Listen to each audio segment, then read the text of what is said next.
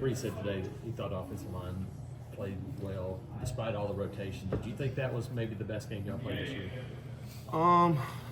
Yeah, I think it's one of our best games. I think we did a really good job kind of picking up what Mississippi State was trying to do. Obviously, they've been really good at getting to the passer, and then, making sure that they don't let people run on them and stuff. And I think we did a really good job kind of understanding our assignment and, what was asked of us at the beginning of this week, and kind of, we prepared really well. We kind of understood what they were going to try to do. So I think it just kind of all came to fruition during the game. So.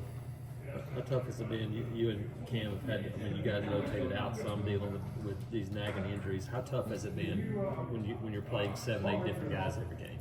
I don't think it's as tough as you think. I think we do a really good job preparing everybody and stuff and making sure that we have 10, 11, 12 guys that can go into the game and play at any given time and stuff. And that starts today when we go into meetings and stuff. Like, everybody has to be on the same page and understand what we're doing, because even like Connor, you never know when your number's going to get called and stuff. And, it's when your moment's called, like, and the team has to depend on you, you have to be able to respond and stuff. So Peyton looked a lot more comfortable in the pocket.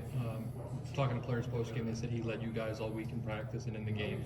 What was it like to see him have a performance like that? It's awesome. Obviously, a lot of people in the media have kind of been down on him and stuff. So to be able to see him kind of, work into his own way and kind of, show what we've seen in practice so many times in the game is really awesome. So, it was great. It's always good when you see your other teammates have success. It's even like Jarquez. Like, I told Jarquez Friday, I was like, I just got a feeling you're going to have a good game this game. And, to see him be able to run the ball like he did, like, it's what you want. Especially in the position I play where I don't throw the ball, I don't catch the ball, I don't run the ball. So for me, I get to kind of live through my other teammates' success. And, I get joy watching them run down the field and knowing that I was just a small part of it. So. I know you were named co-offensive lineman of the week, so congrats on that. But just your thoughts on that award and you getting it. Yeah, first off, all glory to God. He's the one who gave me the blessings to be able to do what I get to do. Without him, none of it would really be possible. So that's the first thing. I'd love to thank him for all that he's done for me, and just let me be a light on the field. And for me, it's a big award. I think it's for all my team.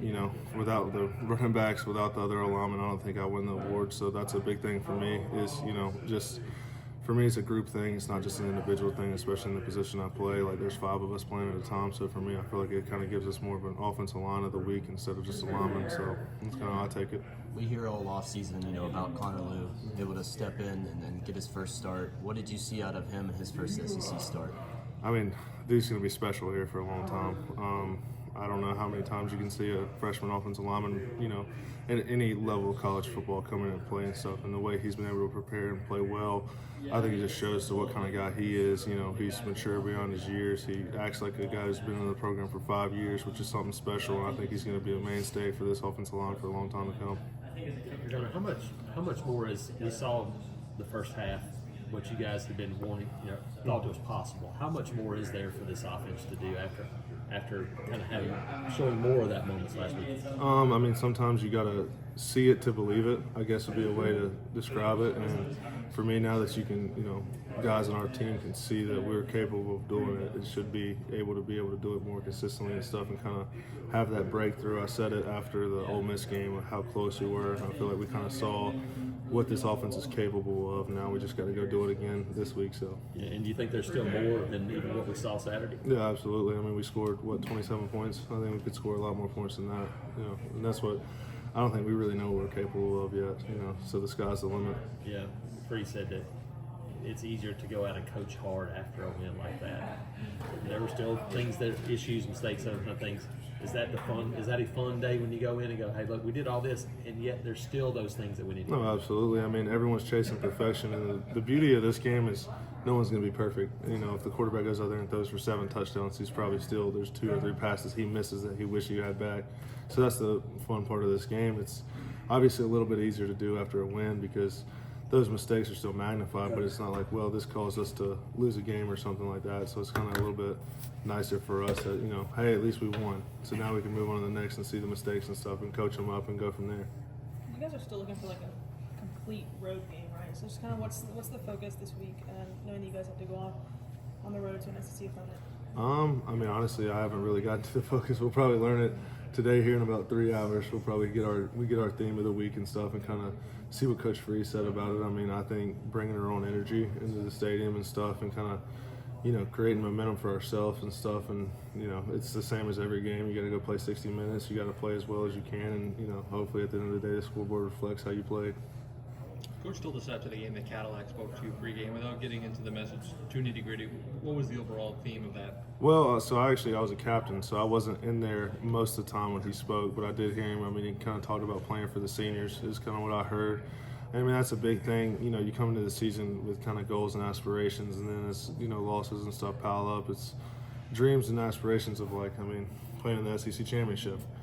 We've lost, 4 games in the SEC? We're probably not going to go play in the SEC championship, but we still have games to win, and we still have, now we have 4 games left, and we still have everything in front of us as far as going to a bowl game and stuff. And, for guys like me, that's their last year, you need your teammates, I guess, to kind of play for you. And that's a big thing, was kind of the message was play for your teammates, play for the guys beside you. It's a little bit easier in the position I'm in, where I have guys beside me that, what I do directly reflects what happens beside me.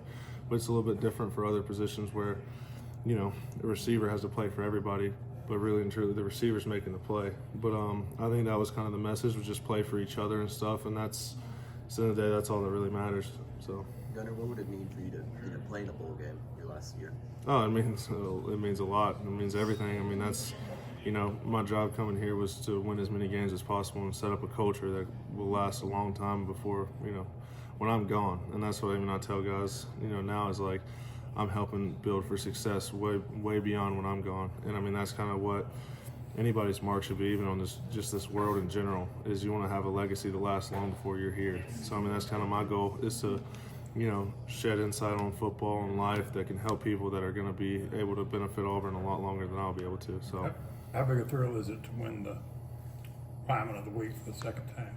Obviously it's a great award, just as, it shows that my hard work's not going unnoticed. But just like I said before, it's just, for me, it's more of a team achievement and offensive line achievement over everything.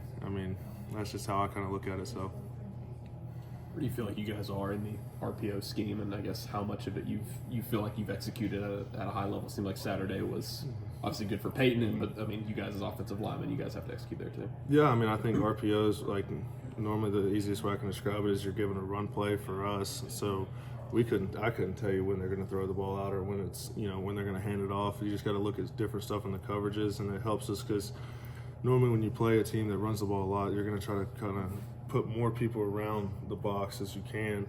And when you have ability to throw the ball out, then teams have to respect that, and then your boxes get lighter, then you're able to run the ball more effectively.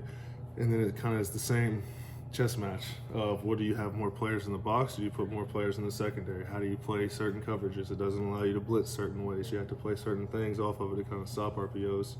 And I think it kind of, came to fruition in the first half, especially as we were able to kind of exploit some of the stuff they were doing based off what the tendencies they saw. So, just that's kind of how the RPO game works, is you just kind of take what they give you, and, as long as everybody's doing their job, it normally works out pretty good. So Freeze was saying they made a lot of changes with their front in the second half that maybe made it a little bit more difficult for y'all to run the ball. From your position, what did you see that those changes were? They just did different stuff with their linebackers. The best thing I can describe it, if you're a defensive coordinator and a team's running one play and averaging 7 yards a carry, would you allow them to run that play in the second half, or would you adjust what you're doing to try to stop that play? And then it's on our job to kind of answer back and change what we do. I think that's what kind of happened the last drive, and we had 2 big runs to kind of seal the game. Is okay, it's a back and forth chess match of, they're changing this to stop this, so we got to try this, and that's kind of how it works. And with their scheme, they blitz a lot. They have a lot of different stunts and stuff. They do a lot of different stuff, and it can be confusing because at the end of the day, what football tries to do is confuse the 5-0 lineman, and then normally you can have success and some guy running free, and that's what creates TFL, sacks, all of it. So that's what they were trying to do, is basically take away certain runs that we were being really effective in, and then, we decided, our coaches wanted to change the runs and show them different kind of pictures, I guess, and that's what led to us kind of breaking through at the end of the game. We've seen an increase this year in both the college and the pro game of illegal man downfield calls. When you talk about those RPOs, how difficult is it for a lineman in your mind to know, all right, can I go downfield? Do I have to stay in my yard and a half? What's that like for you? I mean, it's tough. The way we're kind of taught is there's certain plays that the ball should be out if we're going to throw it, or we can do things like throw it to the tight end behind the line of scrimmage where it doesn't really matter if you're downfield because it's technically a backwards pass, stuff like that. It's always a fine line. Like if you watch D-Wade's, like D-Wade was 3 yards downfield. Technically you can be 3 yards, but he was backing up. Like that's kind of how we're taught is, hey, if you get to that certain threshold, back up. But then again, I'm not looking at the ground and saying, okay, I'm at 3 yards, I need to back up. So it's tough. It's just a part of the RPO game, I guess, that, when coaches started creating it, they didn't really think about, well, what happens when the linemen are downfield? And I mean, now it's kind of an emphasis for refs and stuff. So it's tough, but I mean, I think sometimes you get the bear, sometimes the bear gets you, and that's just kind of how it goes. So. Thanks, Joe. Appreciate it. Thanks so much.